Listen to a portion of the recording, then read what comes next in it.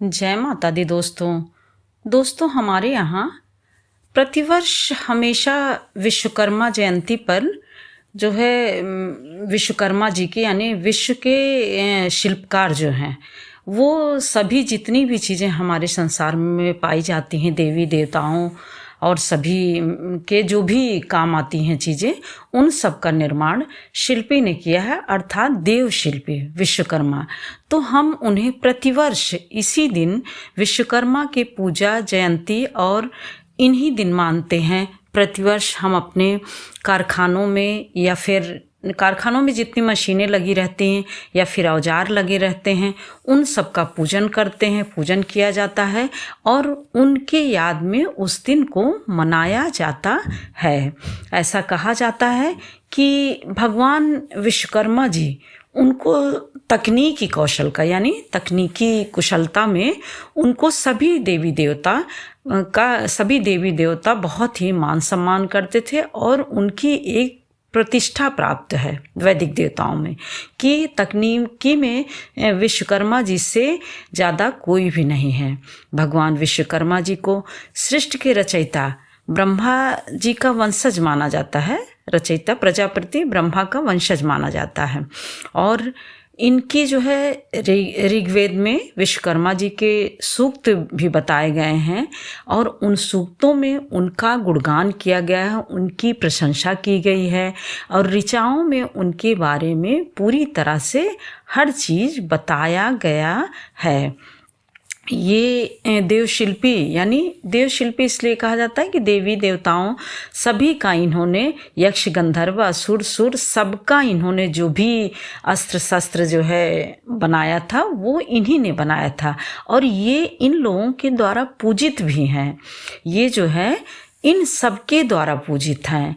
यह सब इन्हें बहुत ही पूजते हैं और वंदना करते हैं।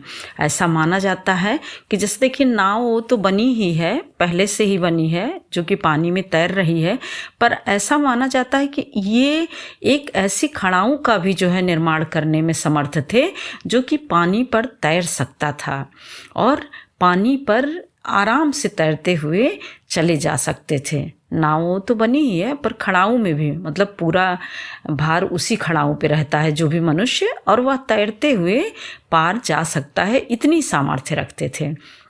इन्होंने अनेक ग्रंथों में विश्वकर्मा जी द्वारा जो है बनाए गए अस्त्रों शस्त्रों का और फिर विमान का, बहुत सारे विमान वही मतलब नाव आकार जो भी पहले की चीज़ें हैं वो सारे अस्त्र शस्त्र जो हैं वो आयुधों यानी युद्ध में जो प्रयोग किए जाते हैं, विमान जो होते हैं, ये सारी चीज़ें इन्होंने ही बनाया था और कहते हैं कि इनके द्वारा बनाई गई चीज़ें बहुत ही उसमें गुण होता था और उस तरह का दूसरा कोई नहीं बना सकता था।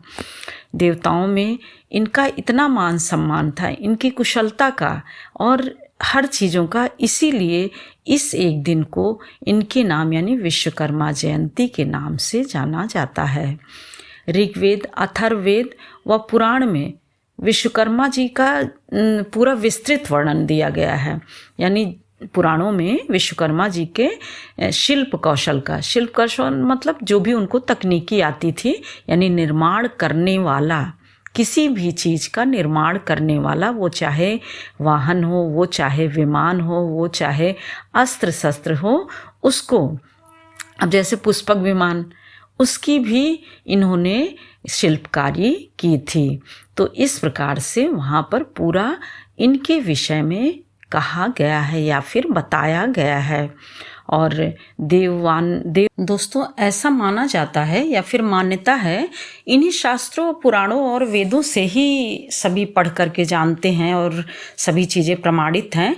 तो ऐसा कहा जाता है कि उन्होंने सोने की लंका, द्वारका और इंद्रप्रस्थ के निर्माण के साथ साथ सभी देवी देवताओं के यानी जितने भी देवी देवता हैं और पुष्पक विमान यानी देवी देवताओं के वाहन जो भी लकड़ी या लोहे के काम आते हैं ऐसा, और अस्त्र और शस्त्र जितना होता है वह सारा, और पुष्पक विमान का भी निर्माण इन्होंने ही कराया गया, इन्होंने ही किया था।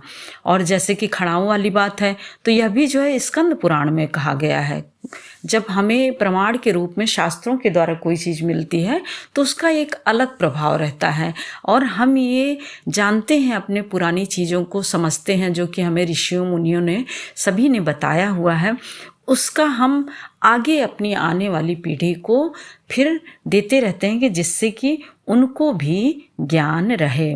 यह देव शिल्पी के रूप में कहे जाते हैं, और विश्वकर्मा जयंती के रूप में इनका यह दिन मनाया जाता है। और यह शिल्प शास्त्र के प्रणेता अर्थात आचार्य भी माने जाते हैं, और भारत के महान आविष्कारक के रूप में इनको ध्यान किया जाता है, इनकी जयंती मनाई जाती है।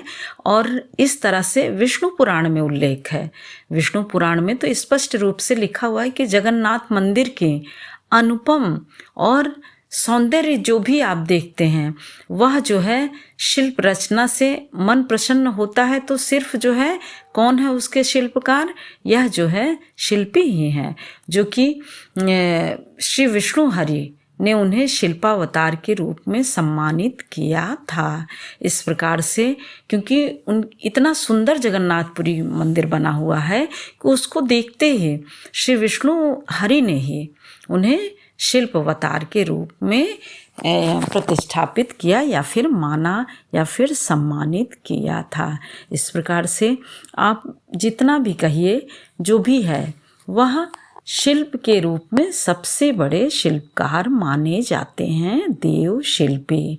जय माता दी दोस्तों, फिर मिलते हैं एक और नए वीडियो के साथ, एक नई जानकारी के साथ। आप तब तक जो है आप बटन दबाइए और लाइक करिए, सब्सक्राइब करिए, और फिर सारी चीज़ें आपके पास पहुंचती रहें। जय माता दी दोस्तों।